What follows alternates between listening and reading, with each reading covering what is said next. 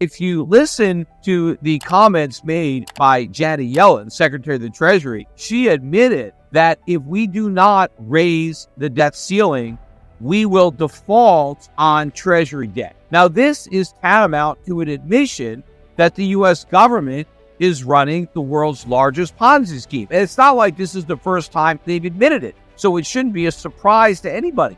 They have been admitting this for many administrations. And the reason it amounts to an admission that it's a Ponzi scheme is, what is a Ponzi scheme? What is it that makes something a Ponzi scheme? Well, it means that you pay out your old investors by getting new investors. So there isn't a return that is being generated. The only way you get money to pay the earlier investors is if you take money from new investors.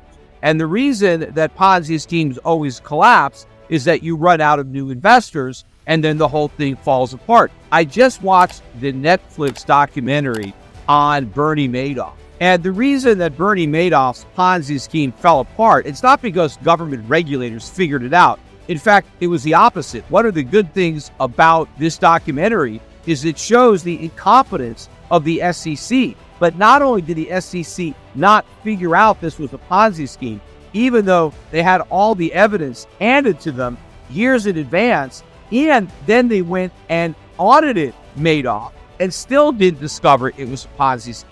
But the SEC's official endorsement of Madoff, when they came public and said, we investigated him and everything looks good, that resulted in a huge inflow of new money into the Madoff Ponzi scheme. Because there may have been some people that were naturally skeptical of those returns, and so they stayed away. But once they got the good housekeeping seal of approval from the U.S. government, well, a lot of people now felt the coast was clear and they wanted to invest money. One of the points that the documentary is trying to make is that, you see, we just need better regulators. We need more regulation.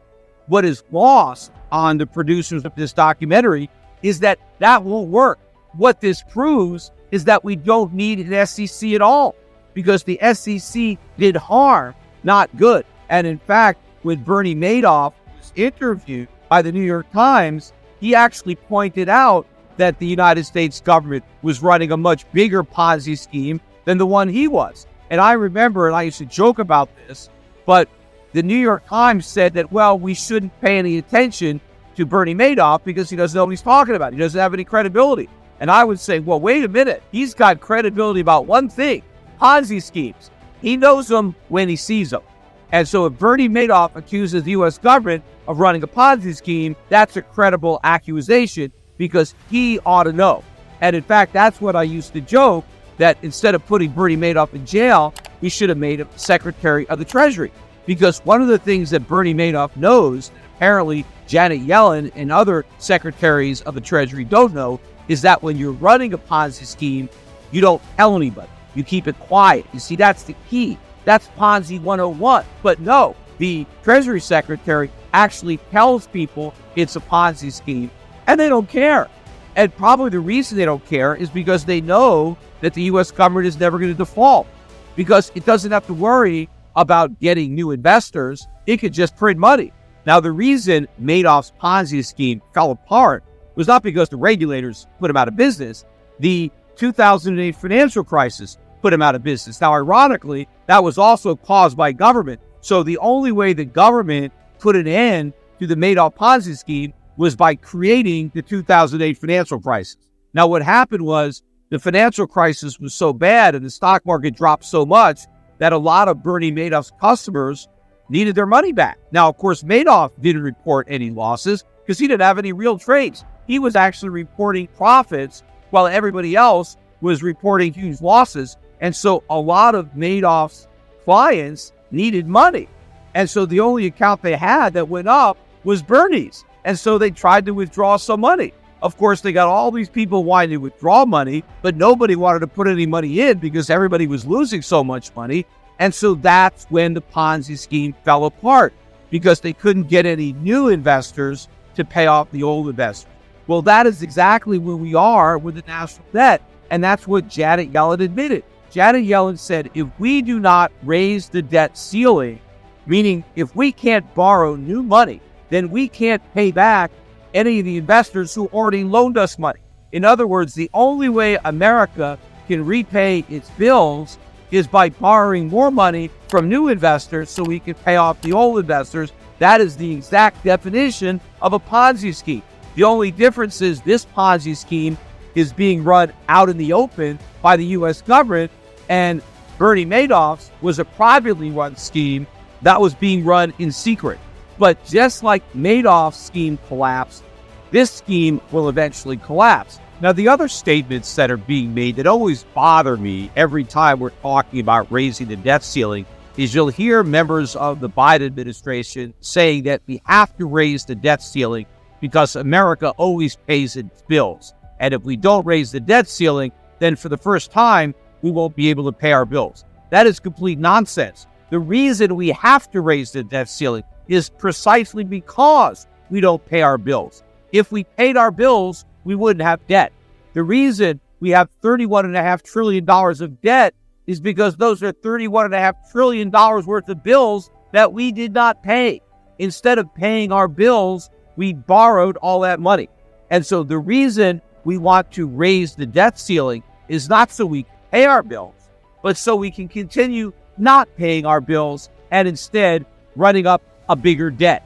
Because if America wanted to pay its bills, it can pay the bills. We don't have to raise the debt ceiling to pay the bills. We just have to raise taxes, or we just have to cut other spending so we have enough money to pay for the spending that we want to prioritize. But we don't want to do any of that. We don't want to be fiscally responsible. We want to continue being fiscally irresponsible, and we want to raise the debt ceiling. That's what's so frustrating about all the people who are saying we need to act responsibly and increase the debt ceiling.